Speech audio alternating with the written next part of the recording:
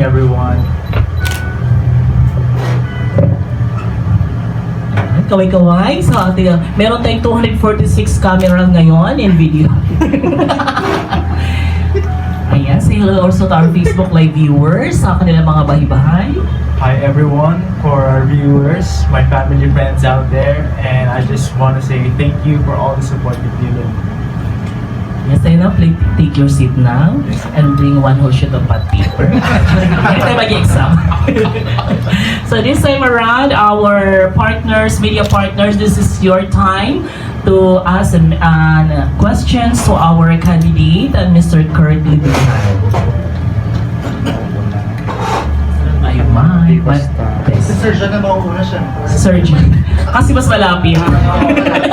Kung sino mas malapit. Hi Sir John, see you again. So, out of all the preparations mo for Misters of Filipinas this year, ano yung mas pinaka-challenging? Well, to be honest, Misters of Filipinas has been very demanding in its 11th year. They want us to really be prepared both physically and mentally. They want us to be glamorous out there on stage, but I think that the most demanding segment out there is how we present ourselves, the national costume, the festival dance, and right now I'm focusing on my dance routines. Every single night I practice with my backup dancer so that I can really bring the best that I can be on stage and give 100% of my effort despite all my limitations. Sample and dance routine. Sample and dance routine. Doon na po sa mismong Surprise the surprise. Okay, so for my second question, masculinity with responsibility. Ang tagline ng Misters of Philippines. Yes. For you, paano mo siya i-define? Well, masculinity with responsibility. To be honest, for 2 years in this pageant competition, I think that people has this stigma about masculinity, that it should be recited with how men present themselves, how vulnerable they should be. But I think masculinity isn't just about the physical aspects of a man. I think that masculinity is how we impose, how we care and give compassion towards those who are around us, how we treat others with respect, and how we provide as a man of our family as well. Thank you very much and the best of you. Thank you, Thank you so John. much, Surgeon, for that wonderful question. Next we have Yes, hello, Kurt. Nag-meet ulit tayo. So, Yes, nag-meet na sir. tayo back then, di ba? So, Opo, yung callback ko. Yes, yung callback. So, na-interview na rin kita. So, natanong ko na rin sa'yo kung nasa-challenge ka ba kasi nga, di ba yung co-title holders mo na si Charlie Yes. recently won the title. So, may nagbago ba? Sasagot mo sa akin naman. To be honest, during our Mr. Zambales competition, I've met a lot, I've known a lot about Charlie, and I realized that he's been one of the most determined and passionate co-brothers of mine during Mr. Zambales, and I really look up to him, and I want to impose the things that he implored during his MI reign, and I want to do it as well. I want to make my province proud. And because of this, I'm really determined and passionate as well to give my best, 100% of my effort despite of my limitations during my Mr. sa Filipinas stint. Yes. Good luck. So, ayun, malapit na yung Misters. Parang next Monday, Yes. start yung mga activities nyo. And then, curious lang ako, ano yung pakiramdam na yung mga kasama mo ngayon sa standout production, yung roster nyo, si Gio Piazza, Yes. alam naman natin, si LJ, Yes. finalist sa Mr. International, and then yung adapted ng standout si Ed na supranational. So, anong pakiramdam na sila yung mga kasama mo ngayon sa standout productions? The current roster of Standard Productions, alam naman natin, they've been through many national competitions. It's not their second time. Some of them have already competed for the third time these national competitions. And as for me, it's my first national competition, but even though it's still my first time, I want to show everybody that even though I'm new in this industry, I can give 100% of my effort and I can still be a problem to my co-competitors. And even though it's my first time, I'll promise that my name will mark in the pageant industry as well. Yes, good luck. Thank you, Kirk. Thank you so much, Sir Carl. Thank you so much. Naku, parang napunta na tayo sa grand finals. Question and answer nito. Oo, relax lang tayo, ha? Relax. Oo, Sir, first ikaw doon ka doon na. Huwag mo tanongin yung tanong ko. Okay na. Kasi Tagalog yung question ko, pero English eh. Sir Sherman. Wait lang, ayusin ko yung camera ko.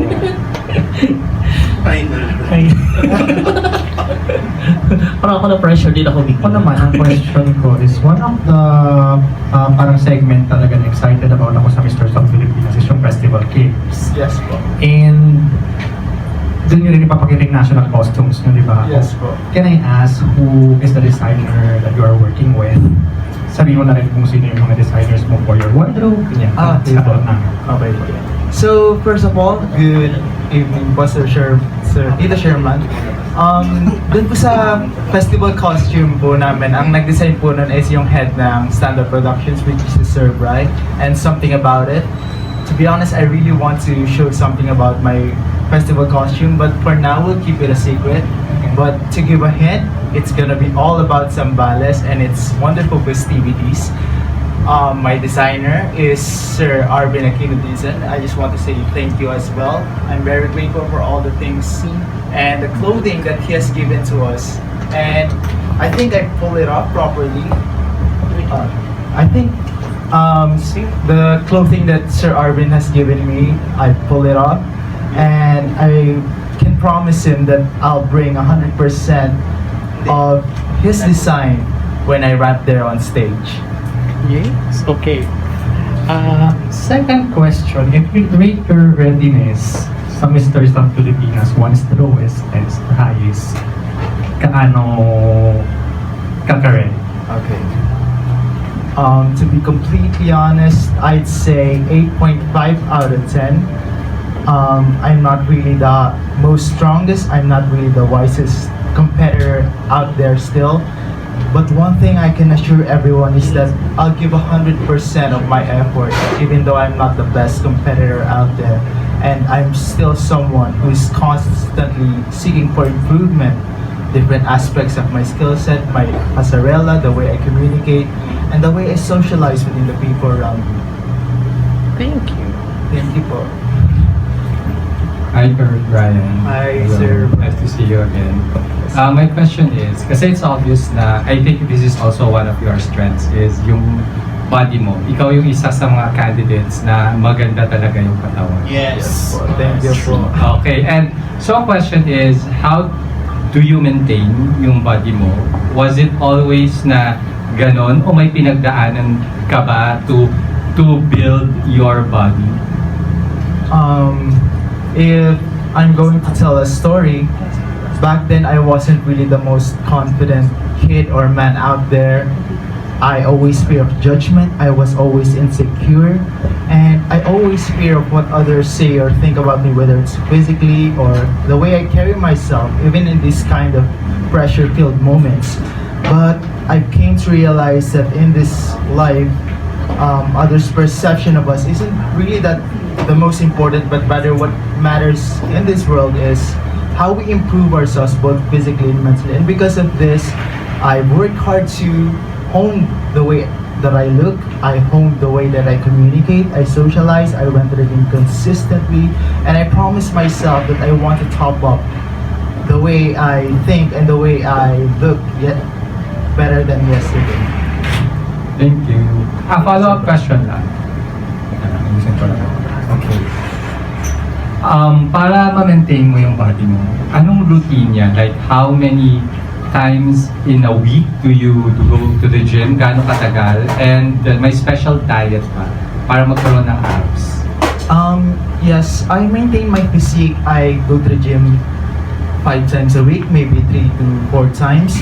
But the real secret in having a fit and consistent body is through nutrition po talaga. 70% nutrition, 30% workout, because you cannot outwork a bad diet. Mostly what I eat is protein, and I lessen my carbs as well. And yeah, I go to the gym consistently. Thank you. Thank you po, Sir Brian. Doon na nag-end yung Q&A. That's enough. Sorry. Sabi ni Sir, tanungin daw kita ng pang-pageant question. I think you're prepared for this. So, first question, how young are you? I'm 21 years old. So, 21-year-old. So, as a role model for young Filipinos, how do you plan to promote critical thinking, empathy, and tolerance to foster more inclusive and compassionate society?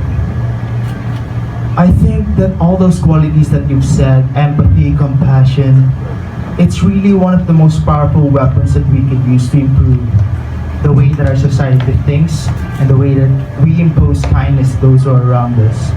You know, people has this stigma that success is always resided with fame, money, and power.